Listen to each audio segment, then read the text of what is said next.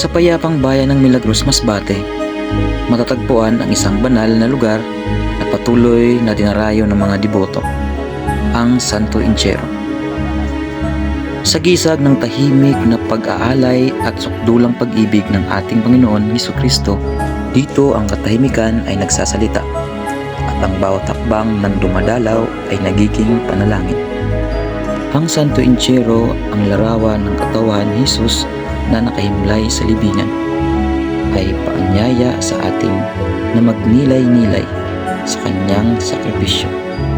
Sa kanyang katahimikan ay naroroon ang mensahe ng pag-asa, sapagkat ang kamatayan ay hindi wakas kundi simula ng muling pagkabuhay.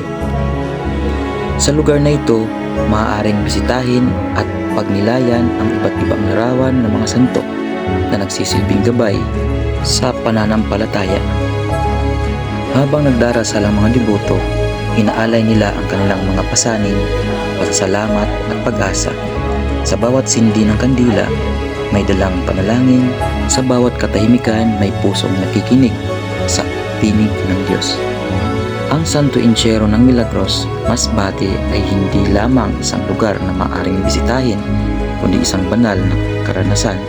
Isang paalala na sa gitna ng dilim ay may liwanag, at sa gitna ng katahimikan ay may buhay na pananampalataya. Naway ang sino mang dumalaw at magnilay dito ay makatagpo ng kapayapaan, lakas ng loob at mas malalim na ugnayan sa Diyos.